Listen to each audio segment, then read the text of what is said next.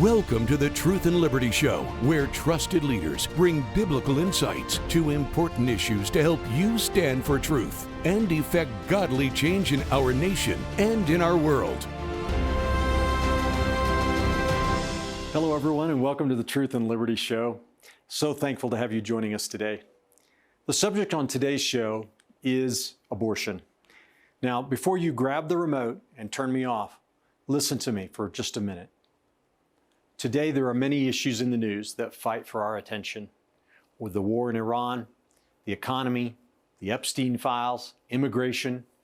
But there is no other issue that is more important than the mass killing of innocent children that is going on around the world in silence, which we call abortion. So you may think, well, I'm pro-life and I've heard it all. Please don't tune out. Abortion is the leading cause of death worldwide. At over 70 million people per year, innocent people slaughtered in the womb. In the United States of America, the number is almost 1 million per year, and that's just the abortions that we know of. With the onslaught of the abortion pill, there are countless abortions going on that are never reported, that we know nothing about. Think about it. 1 million babies murdered every year in America. Yet the politicians and the news media hardly ever talk about it anymore. I bring it up here on Truth and Liberty, not because I think it's going to make my ratings go up, right? I bring it up because of the magnitude of the atrocity. It's going on every day, in every city, in every county, in every state around the Union. There are 2 babies murdered every minute in America.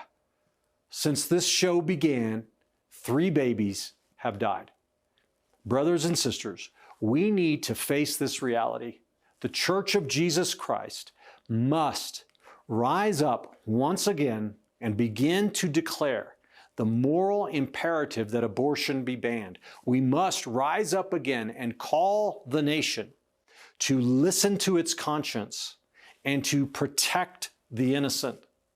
For us to ignore abortion is itself a crime. As Dietrich Bonhoeffer said, silence in the face of evil is evil itself. Who was Dietrich Bonhoeffer? He was a Christian pastor in Nazi Germany.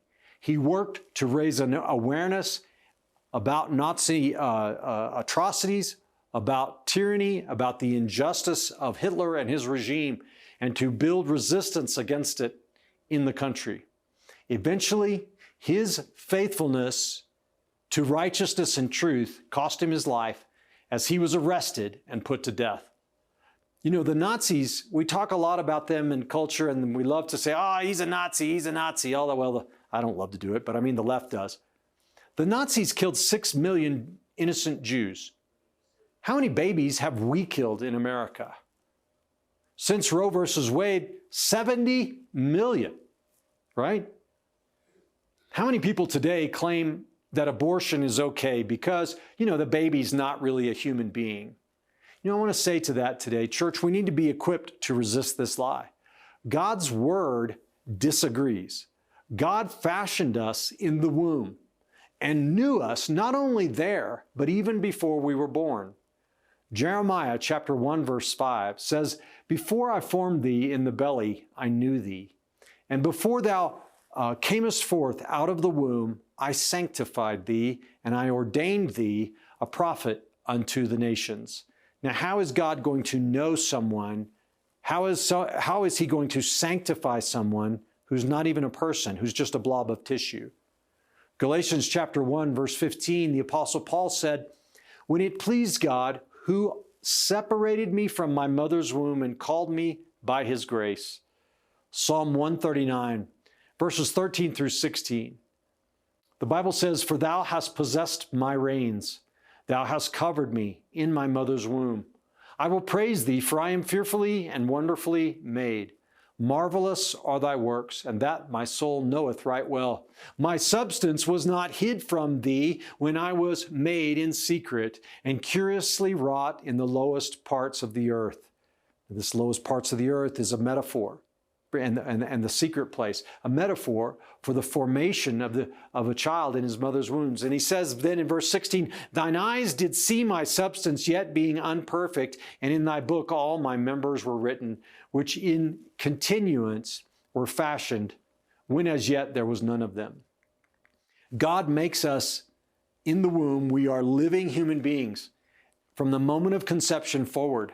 In Luke chapter 1, verse 41 and in verse 44, it tells the story of when Mary visited Elizabeth, her cousin, who was pregnant with John the Baptist. And the Bible tells us that John the Baptist in the womb leapt for joy at the voice of Mary, the mother of Jesus. How is it that a baby in the womb could have joy and leap because of that joy, much less hear the voice of another human being if he's not a person, if he's not a human being? In the law of Moses, if someone hurts a pregnant woman and she loses her baby, that person was to be put to death, just like someone who murdered another human being. Look at Exodus chapter 21, verses 22 and 23. Now, if people struggle with each other and strike a pregnant woman so that she gives birth prematurely, but there is no injury, the guilty person shall certainly be fined as the woman's husband may demand of him, and he shall pay as the judges decide. But if there is any further injury, you shall appoint as a penalty, life for life, eye for eye, tooth for tooth, hand for hand, foot for foot, burn for burn, and wound for wound, bruise for bruise. God condemns abortion. God condemns the killing of innocent life throughout the Bible. And in Ezekiel chapter 16, before I go there, let me say this. There was a practice in ancient times in the Middle East. It was the worship of a false god called Molech. And in the worship of the false god Molech, people would take their infant children or their toddlers or whatever age, and they would have this false god Molech who had these bronze arms like this, and they would start this raging inferno and heat Molech to a degree that he was so hot it would burn and incinerate anything it touched, and then they would take their child and lay it in Molech's arms and kill it. God condemned child sacrifice to Molech in the Bible over and over again. Let me give you an example. Ezekiel 16, 20 to 21. Moreover, thou hast taken thy sons and daughters, whom thou hast borne unto me, and these thou hast sacrificed unto them to be devoured. In this of thy whoredoms, a small matter, thou hast slain my children and delivered them to cause them to pass through the fire for them. God is saying, you're sacrificing my children when you slaughter them like this. Since Roe versus Wade in America, back to America for a minute, since Roe versus Wade was overturned, abortion in our country has actually gotten worse. It's gotten better in some states, worse in others, where states now have the power to restrict and outlaw abortion. Some states are doing so, and some states actually are opening the doors wider than ever, saying, come here and have your abortion. However, but the reason it's expanded primarily is because of the abortion pill. Now, the abortion pill is actually two pills, but what they are is they're synthetic hormones that cause the woman's body to go into labor and expel the living child within her. These pills, it is illegal under federal law since 1876 or 86, something like that, to ship these through the mail.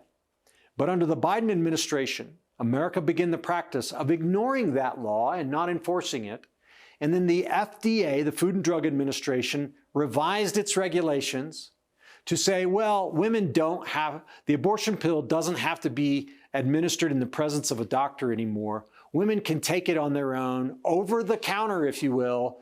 It's not strictly over the counter. They have to have a prescription, but they don't have to be in the doctor's office. So in the age of telehealth, you call up, beep, beep, beep. Yeah, I'm pregnant. I want to have an abortion. Can I get the pill? Sure, ma'am. Send me a picture of your pregnancy test. Boop. Okay, yep, here's your prescription. Boom, done. You get the pill, you take it. A day later, 2 days later, the baby is dead and flushed down the toilet. Not to mention the woman in the process has murdered her own child and will suffer. She suffers not only the experience, the pain, the blood loss, the risk to her own life in having an abortion outside the presence of a doctor. And don't believe the lies that the pill is safe. It's not. I'll talk about that more in a second if I have time. But women are suffering the psychological, mental, emotional, and spiritual trauma of murdering their children under the lie that it's nothing but a lump of tissue. And they're seeing their babies being deposited in the toilet. And then they see it and they recognize, oh my goodness, what have I done? Today, we have 6 judges on the Supreme Court who believe that the original intent of the United States Constitution should be applied. The Constitution says that government cannot deprive any person of life without due process of law. This is in the Bill of Rights in the Fifth Amendment. Under the law at the time of the adoption of the Constitution, abortion was a crime. It was illegal for a woman to kill her unborn child, even back then. And you're like, wait, they had the technology? Sure they did. They could ingest poisons of different kinds. They could brutalize the woman. They could use other means to extract that child. In the time of the founding of America, the adoption of the Constitution, it was universally the law and universally understood that to do such a thing would be to deprive the child of his God-given right to life. So today, when we look back, when we look at the Constitution of America and we ask ourselves, is it constitutional for a state or the federal government to pass a law protecting the murder of innocent life in the womb? A reasonable, rational person who looks at the evidence, at the legal history, and at the law and at the evidence can come away with no other conclusion but that, no, the Constitution protects the life of the unborn child, and states may not pass laws that contravene that protection. And guys, our guest today is Allan Parker. He's here to talk about the right to life in the U.S. Constitution and more. Allan has devoted much of his life to fighting for the unborn. He's an accomplished attorney, received his JD with high honors from the University of Texas School of Law in 1979. He was an associate editor of the Texas Law Review and honored to be selected for Chancellor, Order of the Coif, and many other honors. He served as a law professor, and he graduated Phi Beta Kappa from University of Oklahoma with a degree in economics in 1974. And this legal scholar is here to talk about this fundamental question of the right to life in the Constitution today. Mr. Parker founded an organization called the Justice Foundation and several other organizations that are part of that to educate the public and to encourage us and motivate us to fight in our courts to end abortion.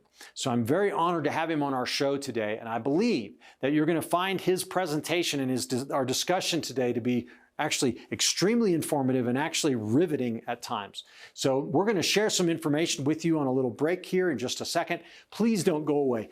Stay tuned for this amazing interview of Allan Parker, an accomplished attorney and the founder of the Justice Foundation. Let me give away one little hint too. Allan Parker is actually represented before her death Norma McCorvey, who Norma was the Roe in Roe versus Wade.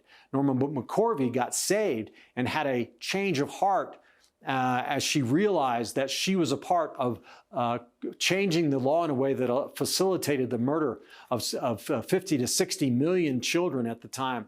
And she filed suit to try to get it overturned, and Allan represented her. So we have a star on our show today. You won't want to miss this. Guys, if you're not a subscriber to Truth and Liberty, can I encourage you please to become one? You won't regret it, I promise you.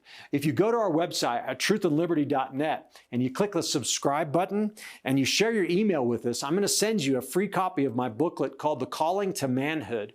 Every man made by God has a divine calling upon him. And we're not women. Women aren't men. We have a unique calling. And I believe that there are 3 aspects to it, to our calling, that every man needs to understand and celebrate in his own life. And the women who love men need to celebrate and recognize these callings as well. So get the booklet today and learn all about it. All right, guys, we'll be right back in just a minute or two with this amazing interview of Allan Parker. Darkness has attacked our nation, but God is raising a standard. Now is the time to wake up and shine the light across America and around the world. Believers are fighting back, eyes are opening, hearts are changing, and Christ is being proclaimed. In government, education, family, media, and the church, we are mobilizing to engage culture with truth. Go to truthandliberty.net. All right, everybody, welcome back to Truth and Liberty. And as I said, my very special guest today is fellow barrister Allan Parker. And Allan is the founder and president, and I suppose CEO and chief poobah of the Justice Foundation, one of the kind of quiet firms out there in America that is fighting in the courts for our freedom and for the right to life above all else. And Allan, thank you for joining our show. We're deeply honored to have you with us today. Thank you. It's an honor for me to be on the program with you. And thank you all for all you do. Allan, one of the things that people may not realize is that you actually had the privilege of representing Norma McCorvey, who was the Roe in Roe versus Wade. Now, you didn't represent her in that case because she was being used by the abortion industry to lobby the Supreme Court for the infamous ruling about abortion, but you represented her later as she had become a Christian and wanted to challenge that ruling. And can you tell us a little bit about that experience? Yes, it was very amazing, unusual journey. We got the call in the year 2000, about 5 years after she'd publicly been baptized in a swimming pool in Dallas, Texas on ABC News. So she was a Christian. She had become more and more pro-life as she grew in reading the Bible, and felt very, very, very badly about being responsible for 1 million deaths of babies every year. But we got the call to represent her in 2000. And in her efforts to reverse Roe v. Wade, we were asked if we would represent her in a friend of the court case on behalf of a little 16-year-old girl named Donna Santa Marie, who'd been forced to have an abortion. And I went to my first March for Life, and on the way back, I met Norma at that. And on the way back, when I was in the Dallas airport, it hit me that Norma and Sandra could file a Rule 60 motion to set aside their own cases. Very unusual, but it can be done. You have to have new evidence. You have to have a very just reason. And I was also sort of felt the Lord was telling me to collect the women's testimonies about how abortion impacted them. The pro-life movement had been saying, this is a human being. This is a life. We can't take the life of an innocent human. And that's true. And it should have been enough, but it wasn't. And you can prove that by science. But how do you prove that abortion hurts women? I feel the best testimony is the women's own words. And I felt no woman could really kill her child without, in fact, impacting her deeply. So I began to pray for about 30 days. And the Lord gave me a scripture. I was saying, Lord, nobody can break through the stronghold of abortion. I said, Lord, do you really want us to do this? Nobody can break through. And on about the 30th day, Sandra Kano called us. She was the Doe of Doe v. Bolton, the companion case to Roe v. Wade. And she asked us to represent her. Wow. And hers was a story of forced abortion. She said, Mr. Parker, that case has been a doom on my shoulders since the beginning. I never wanted an abortion. The affidavit about me is a lie. Oh, wow. So that night, my wife came home from the homeschool library with a little book called The Bed's Too Short and Other Spiritual Essays. And it said, if you get this book, then ministry's going to expand, and you better go with God or you'll be too cramped. Well, I thought, okay, but next morning I checked the context of Scripture, kind of being a cautious lawyer. And this is what it said. This is what got me going and kept me going for 30 years. And I believe it's still true today that God's going to end abortion completely in America. But here's what he said. Thus says, it starts Isaiah 28, verses 14 to 22. Thus says the Lord to the mocking judges who rule my people in Jerusalem. So this is God talking to the judges or rulers in Jerusalem, the capital city. Here's what he said to those judges, and I think it applied to our court. Behold, you've made a covenant with death. You've made an agreement with the grave. You don't think the overwhelming scourge will reach you because you've covered yourself with fraud and deception. Wow. Wow, that was my reaction. I got goosebumps. She had just told me the story of fraud and deception in the courtroom, in the court itself. And of course, rose a fraud that it's not a baby and it's good for women, all sorts of fraud. Then God says, behold, I'm laying a cornerstone, a sure foundation. He who believes will not be disturbed in a hurry. And I'm afraid I got in a hurry sometimes. But then he said, I will make justice the measuring line, which was the measure in Rule 60 that we were going to use. If it's no longer just, the court can set it aside. He said, I will make justice the measuring line, righteousness the plumb line. Hail will sweep away the refuge of lies. Waters will overflow the secret place, and your covenant with death will be annulled. The agreement with the grave will not. And that, I just, again, I was almost weeping. I mean, it was just so amazing because hail, each woman's testimony is a hailstone, but you have to have a hailstorm to destroy a building. And waters overflowing the secret place were the tears of women as they fill out these declarations. I've never known a woman yet who said she didn't fill it out without crying about it. So we knew that. And then the last thing I'll say, just kind of move on from that. I've been saying no one can break through the brick wall. It's the biggest wall in the law. We call it the abortion distortion. And I said, nobody can break through. In about verse 18 or 21 says, for I, the Lord, will rise up as at Mount Perazim. I'll be stirred up as in the valley of Gibeon to do my amazing, extraordinary, unusual work. That's the last quote from God. And then the prophet says to me, it's in all of his reading, he says, now don't you be a scoffer or your chains will become stronger. But listen to that. He said, Baal Perazim, and that means the Lord, the master of breakthroughs. I never heard that term before, but it's a name of God and was explained in a footnote. So I said, okay, God, I'm in. And then it's just an amazing story of God's transformation, the miracles, the amazing, extraordinary things. Think what it took. The election of a playboy from New York to get 3 judges confirmed on the court. The death of Scalia just before the election, which I believe helped focus the attention of America on the court and contributed to Donald Trump's election because he said, I will appoint judges. I'll appoint 2 to 3 judges who will reverse Roe v. Wade. No other Republican candidate would have had the courage to say that. It was not the establishment line, which was I'll appoint strict constructionists. Yeah. So I write about all that in my book, more and more stories, the prayer, the God, it's a providential history of the overturning of Roe v. Wade. So Allan, wow, that's a phenomenal story and really incredible. Your book, sir, is called Reversing Roe versus Wade, My Journey with Roe, Doe, and God. And where can people get a copy of that?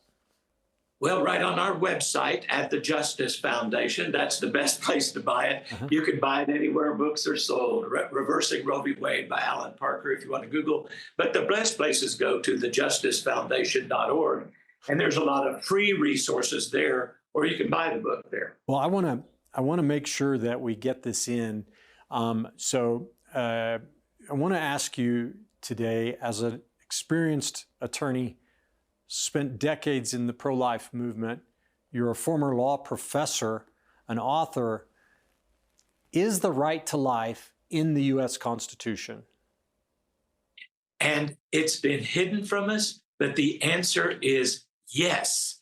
It's in the Constitution. It's in there twice. It's in writing. It's so explicit that once you start putting it up, no one can deny it.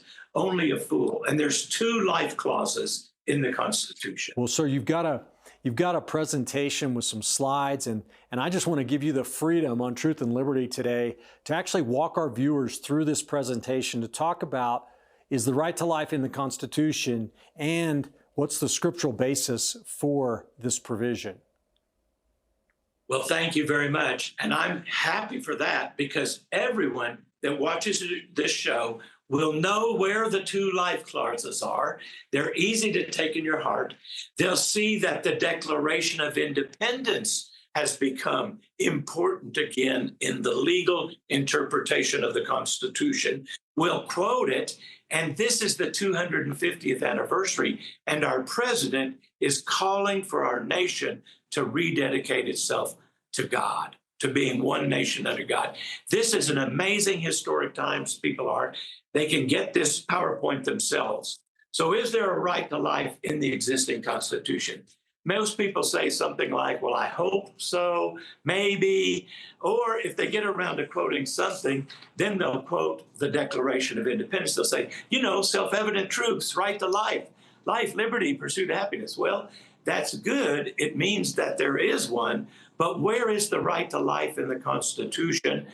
And the answer is, it's in the 5th and the 14th Amendments to the U.S. Constitution. The 5th Amendment says, no person shall be deprived of what? Life, without due process of law. That binds the federal government, and its date was 1791. The 14th Amendment says, nor shall any state deprive any person of life without due process of law, or be denied the equal protection of law. There's actually 2 clauses in there that help us, but we're just going to focus on the life clause, because the people said, we want a right to life. So the key issue is then, under originalism, and part of the miracle of Donald Trump getting elected and getting 3 justices, that by 2020, when Amy Coney Barrett became the 6th justice who is an originalist, that means they're a Supreme Court judge who believes that it's the duty of judges to follow the public meaning of the words in the Constitution according to the phrase and the meaning that the people gave it when they adopted the document. That's where we get the consent of the governed. So let's look at the Declaration of Independence. And from about 1920 to 2020, the court ignored the Declaration. It's not technically part of the Constitution. It was 15 years before. But it tells us what the meaning of the words in the Constitution is. And so let's go over this together. When I do this publicly, and if you do it in your church, you all can become ambassadors of this. Take this PowerPoint and show it wherever you want. Call us for training on it even more. But I've already had people speak about this at Ave Maria Law School from someone who was already scheduled to give a lecture there. People are starting to give it in churches. So, and this is the 250th anniversary. I'm going to read these truths. We hold these truths to be self-evident, that all men are created equal, that they are endowed by who? Their Creator, with certain inalienable rights, that among these are life, liberty, and the pursuit of happiness. So let me just stop there. Did they believe there was a Creator? Yes, they put it in writing. They put it in a public document. They wanted everybody to know this is why we're declaring independence and creating a government. Because they went on to say that to secure these rights, what right? The right to life. Governments are instituted among men. What does that mean, Richard? They start government. Its purpose is to protect life, deriving their just powers from the consent of the governed. And I'm just going to say this quickly, but originalism is a just powers form of government, whereas a living constitution or the liberals making up a meaning, that is illegitimate. Why is it just? The people knew what they were saying when they made the Declaration, when they put the Bill of Rights, the 5th Amendment in the Constitution, because it wasn't strong enough. that without the Bill of Rights, it may not have even passed. And they wanted to make sure the government knew this right to life comes from God. It's inalienable, meaning you didn't give it to us. We have it from God. It's your job to protect it. And when judges follow the meaning of the words, they are just simply being fair, just judges. All right. So the next slide is an interesting thing. I just want to show you. Today, that's the public entryway of the U.S. Supreme Court. It used to have a tribute to the Greek gods. There was a statue of Minerva dictating the Constitution to young America. What a farce, historical farce. Yeah. But today they have the proper role of the judiciary is to interpret the meaning of the Constitution's words. All right. So this is, I'm just going to give you about 3 quick quotes. James Wilson was a very key founder. He was a signer of the Declaration. He signed the Constitution, and he was a Washington appointee to the Supreme Court. So he knew the Declaration, what it meant. He knew the right to life and the Bill of Rights and what it meant. And then he got on the court and he started writing law books, and he put down what it wrote. And so the question is, did the founders believe that life began inside the womb and was therefore protected under the Constitution?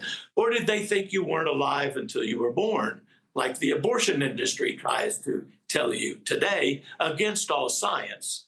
All right, here's what he said. With consistency, beautiful and undeviating, human life from its commencement, which means beginning, to its close is protected by the common law. What was the common law? That was the law throughout all the colonies. It came from England. It was the law that whether it was written down yet or not, you could be punished because everyone knew the common law. And in many places it was written down that abortion was a crime. In the contemplation of law, life begins when the infant is first able to stir in the womb. By law, life is protected, not only from immediate destruction, but from every degree of actual violence, and in some cases, from every degree of danger. Wow. This is where we get child endangerment statutes, because we have to protect the young. Now, another famous founder was John Witherspoon, and he was actually a teacher. He founded and was the president of the College of New Jersey, later became Princeton University, and he taught many of the founders. And he said, in America, we've denied the power of life and death to parents. Wow, what does that mean? The power of life and death? Well, under the pagan cultures and Roman law and things like that, a parent could kill their child. They could give the woman an abortion-producing drug, which they had things. They had poisons back then. The abortion pill is just a poison. That's been around a long time. And so they had those kind of pills that would kill a baby. They could do that. Or they could take the live baby, put him on the hillside, and expose the child to the wolves and the elements until the baby died. But that was the pagan way. America said no, and we've taken away the power of life and death. Well, what is abortion, except legal abortion, except the power of life and death over your child? And that's not right. The founder said it. The last one's a little bit legalese, but James Kent is an important founder. This was 1820. So it was after the 15th Amendment, but before the 14th Amendment. The 14th Amendment came after the Civil War, when we fought a great civil war to end a crime against humanity, which was segregation and slavery. Anyway, James Kent said this: whenever such consideration, that means like some benefit in law, would be for his benefit, a child en ventre sa mère, which is in the mother's womb, is considered as absolutely born. In other words, if the child's still in the womb, but a legal issue comes up, to protect the child, we'll treat them as born. One clear example is property rights. If the father died while the baby was in the womb, he still got his share of the property rights, even though technically he wasn't even born when dad died. So we would protect children. And the other way they protected them commonly was making it a crime. They used words like child murder for abortion. And that is still what it is today, child murder. They used words like they didn't use pregnant woman as much as a woman with child. When you were pregnant, you were a woman with child. So from the very beginning, and by the 14th Amendment after the Civil War, they could even see in microscopes that the sperm and the egg came together at the moment of conception to form a human being. So that's really the amazing thing. The public meaning of the words in the Constitution, twice in writing, and right now we're in a spiritual and legal revival at the Supreme Court. The Supreme Court is interpreting the Second Amendment according to its meaning, the right to bear arms. Yeah. And the purpose of that was for a well-regulated militia. Well, who wants a well-regulated militia today? I mean, people want the right to bear arms, but even more so, everybody wants the right to life for themselves. Not everybody wants to carry a gun or have a gun, but even though it's their right, but everybody wants a right to life for themselves. So that's where we are today. Well, Allan, let's talk about this idea of, we used to call it original intent, but the idea that when you're interpreting the Constitution, you ought to look to what the people that passed it at the time it was adopted, what they meant by the terms. And and correct me if I said that wrong, but as an attorney, we're taught from the beginning of law school about how do you interpret a contract? How do you interpret statutes that the legislature passes? And you're told rule number one is apply the plain meaning of the words first. And if there's ambiguity, if you're not sure, then you look to external evidence to find out what is the intent of, in a contract, it's the parties to the contract. If it's the legislature, you look to the intent of the legislature at the time. How in the world did we get to a point where we apply that rule as lawyers and judges all the time throughout America in every context, except we carve out the Constitution and set it over here and say, no, it doesn't apply there. We get to invent the meaning because this is a living document. I'd say that started in the 1920s with people like Oliver Wendell Holmes, who was a law professor. He was appointed to the U.S. Supreme Court. And he said things like this: there is no brooding omnipresence in the sky. That's Harvardese for there is no God. Yeah. And he said the life of the law is logic. And he meant that we are the Supreme Court. We're the brightest and most intelligent people in America. We will make up the law. And later, there's even some cases where the court said, we determine what the meaning of the words in the Constitution are. Yeah. And that form of government would technically be called an oligarchy. Government by a few, an elite, a committee of 9. Okay, we'll make all the rules. The final rules, the important, we'll let you have a legislature. You can make up the parking rules and which side of the road to drive on. But when it's important, we will make the decision. And that's what we have. And the Democrat Party, which argues against oligarchy and oligarchs all the time, wants an oligarchical form of government by having the judges. Their view of the law is what judges say it is. The true view of the law is what did the law mean by the people at the time it was established. Yeah. That's where the legitimacy, government of the people, by the people, for the people, as Lincoln said, comes from it. Yeah. And in this 250th year of the anniversary of the Declaration, there are 6 judges who even will look to the Declaration with its open acknowledgement of God. Now, are they establishing a theocracy? No, it's a republic, and we are a Christian nation with religious liberty. There's nothing in the Constitution that forces people to believe a certain religious fact or worship a certain way. But, for example, murder is against God's law. Mm-hmm. If the majority of people in America want to make murder a crime, we're not going to listen to the people who enjoy murder or have a good reason for it or want to discriminate on the basis of race. What if we passed a law that said, and I'm quoting a terrible thing, don't anybody quote me out of context, Dred Scott said African Americans were an inferior race. what if a state decriminalized murder of African Americans? That would violate the 14th Amendment. Mm-hmm. And the 14th Amendment will wipe out every one of these state constitutions or state laws that says you can murder a child in the womb.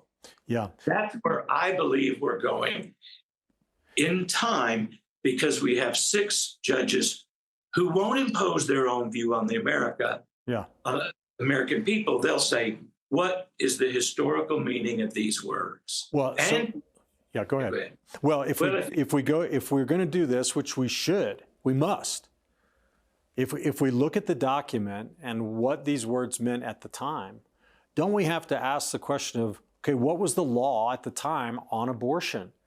So if we look at the founding era, the colonial governments and then the states after the Constitution was adopted, was abortion legal or illegal?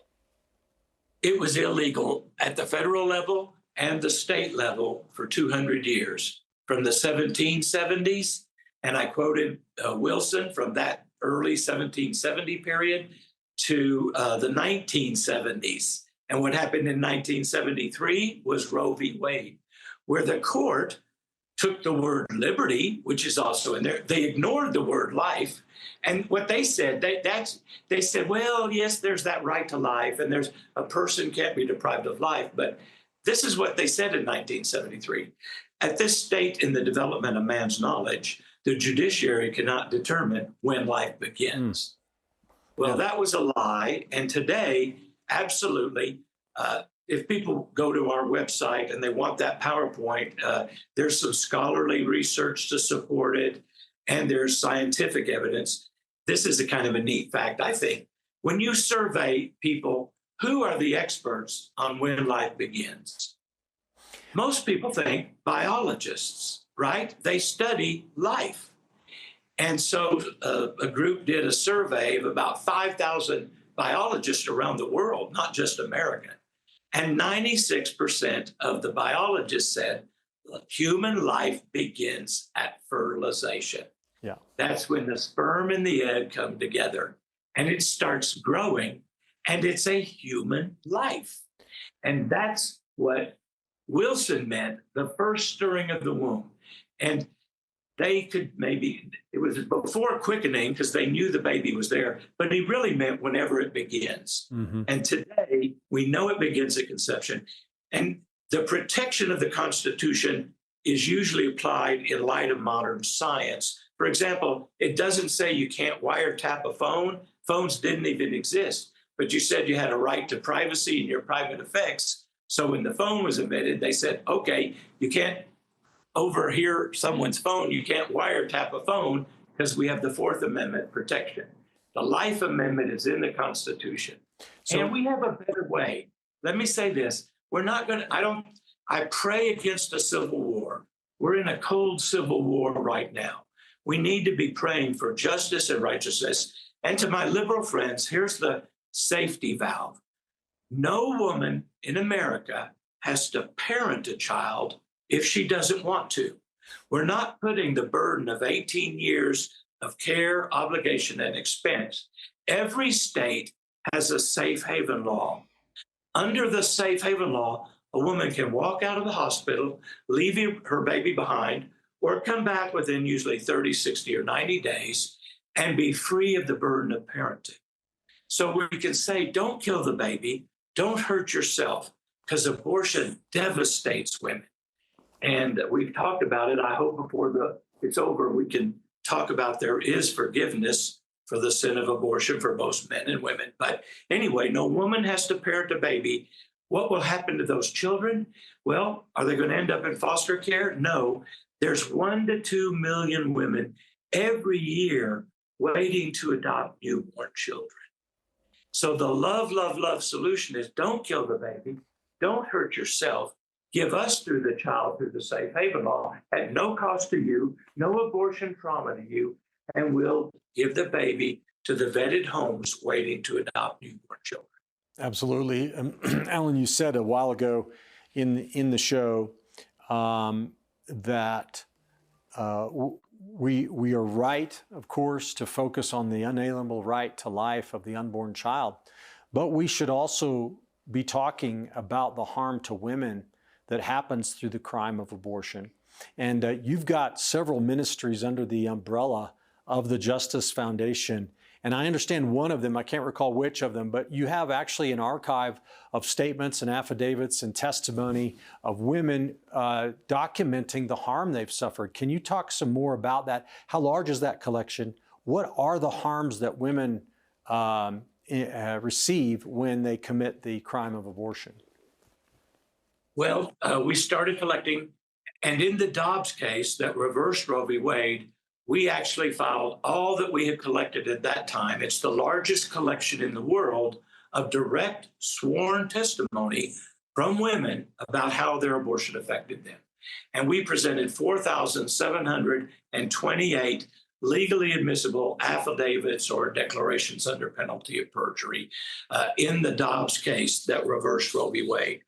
And I'll go to some of the most recent types of programs, since right now abortion pill is the most common way.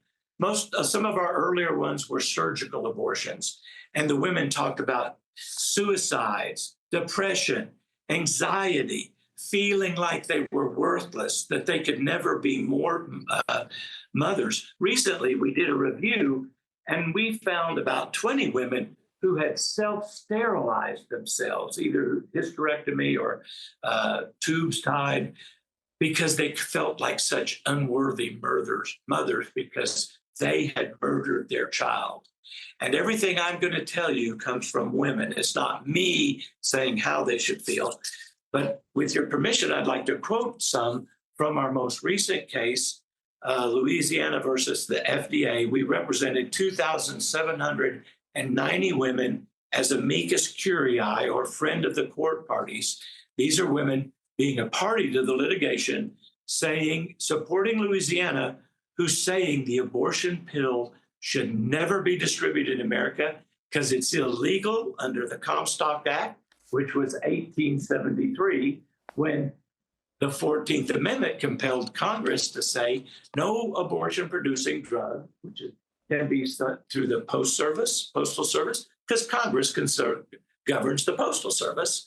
We have one postal service in America, and then nor through common carrier, because Congress controlled interstate commerce. I'm getting too technical. Let's go to the women's testimony. And these are particularly gruesome. And I want to say that in the case of Gonzalez v. Carhart, which was the first major victory where the Supreme Court actually cited the pages of women's testimonies from our brief and said, some women come to regret aborting the infant life they once created and sustained. And they quoted page 22 to 24 of the brief, where the women talked about the harm and feeling like a murderer of their own child. But this is what the pills do to women. And these are paged like on 8 to about a few of our briefs. Abby Johnson is the first one I'm going to quote. We represent her. She was the author of the book Unthinkable. Yeah. And then from it's a movie called Unplanned. She said, and this is going to be gruesome. If you have children, you might be a little bit cautious here. I was passing clots the size of lemons. I scooped my baby up. I wasn't sure what to do. No one had prepared me for that. It felt wrong, but I dropped my child in the toilet, closed my eyes, and flushed. Catherine says, I thought I was going to die. I was all alone and bleeding, intense cramping, large pieces of bloody tissue. The difference between surgical abortion, which many women had up until the pill became popular, a doctor did the procedure. So you could feel like it was a medical act. But when you take the pill, you become the abortionist directly. That's a deep trauma. And then number 2, the doctor took care of the human remains. Nowhere else do we tell the person, here's the human remains of your child. And the women are just traumatized deeply. Here's Kelly Lester saying, the bleeding and pain started almost immediately. You know what their slogan is? It's as safe as Tylenol. How many times has Tylenol made a woman bleed intensely, thinking she's going to die, causing and calling for an ambulance? The pain lasted 2 days, It felt like I was in full-born labor.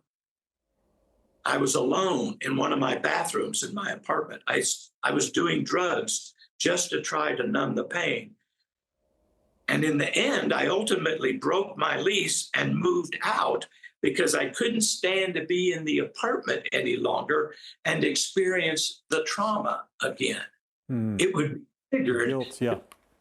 PTSD does to people. Most people have never killed anyone. Yeah. But abortion pills kill a human being, and the woman sees it. I'll quote, I was told a pill was easier and safer. It's not. Everything the doctor told me was a lie, Patricia said. I believed I was dying. I was in physical pain. I was forced to flush my aborted baby down the toilet. Several of them women mentioned seeing that baby because they have to do something with the baby. It's on the toilet, it's on the floor, it's in their hands, or it's on the couch or the bed where they're bleeding at home. And they want to often do something special with the baby. This is one that says, my 9-week-old child sits in my freezer. Oh, goodness. I'm trying to find strength to bury her. Richard, the first woman that ever called me, I can remember it now. She was crying and sobbing, and we're a legal organization. She said, they lied to me. They lied to me. They told me this wasn't a baby. And I can see the hands. I can see the feet. This is a baby. Can I bury my baby in the backyard? That was her legal question to me. And we don't let human remains be buried in the backyard. But now we're flushing down the toilet. Yeah, we don't let them be buried in the backyard, but we flush them into our drinking water. And you got it. Yeah. Yes. And I fainted from the amount of blood I lost. Some of these from helplines. Every day I burst into bouts of tears because it was my baby. This lady says, I'm haunted by its eyes. Allan, the abortion industry is saying all over the place that the abortion pill is safe. Only less than 1 in 1,000 women have any problems, and they're usually minor, or something along those lines. I might be wrong. How is it that they're allowed to lie like that and are getting away with it? Why can't we get the truth out about what the pill is doing to women and the graphic nature of what it does? Well, statistics can be manipulated in lots of ways. I always feel it's the testimony of each woman that is the most important way. And how do we overcome Satan? The Bible says by the blood of the Lamb and the word of our testimony, and that we love not our lives unto death. And it was the testimony of women in the Gonzalez case, Gonzalez v. Carhart, where they said it's an infant life for the first time ever in Supreme Court history. Before the women's testimonies, they said it's a fetus, an embryo, or a potential life. But based on the women's testimony, they called it an infant life. And let me say this too, I noticed before we close or anything, abortion is not the unforgivable sin. Women may feel like a murderer. Many women would say, well, I know God's forgiven me, but I can't forgive him myself. Operation Outcry on our website for the Justice Foundation is the written testimonies of women who've been hurt by abortion. If you've been hurt by abortion, first, I want to say Jesus Christ can heal you and forgive you. On our website are abortion recovery programs, Christ-centered healing all over the nation. So we first want you to get healed. But as part of the healing, your truth can be known to the Supreme Court to overcome the lie of the abortion industry. Women all the time say, they lied to me. They told me it wasn't a baby. But I see it in the toilet. So with 3.5 minutes left, Allan, real quick, what is this Gonzalez case? What court was it in, and what's the legal importance of it? It was in the U.S. Supreme Court. It was in 2007. We got called in 2000 to represent Norma and Sandra. Along the way, the Supreme Court denied Sandra and Motion's cert petitions to reverse. As you know, as a lawyer, that does not mean they ruled against them. A denial of cert has no precedential value. You can continue to make the arguments. And in 2000, think about this, they had just struck down 38 state laws banning partial birth abortion. And then George Bush miraculously got elected with the hanging chads, and he eventually got Harriet Miers withdrawn because the pro-life movement said no more stealth candidates. They've got to be strong. He got Alito on the court, and it ended up being Alito who wrote the opinion to reverse it. So in Gonzalez v. Carhart, that is federal law. Now they haven't, and it's still good law even after Dobbs. So when they decide that the right to life protects life, they've already ruled in a prior case that the baby is alive. It's a, quote, infant life at the moment of the abortion. Wow. So we have the United States Supreme Court saying that the baby in the womb is an infant life. We have the U.S. Constitution saying that neither the federal nor the state governments can deprive a person of life without due process of law. In 20 seconds, Allan, how long is it going to be before abortion is banned throughout the land? Well, the thing we're still lacking is millions of people praying. I told people I believe Roe is going to be overturned. I have a promise from God, and millions are praying.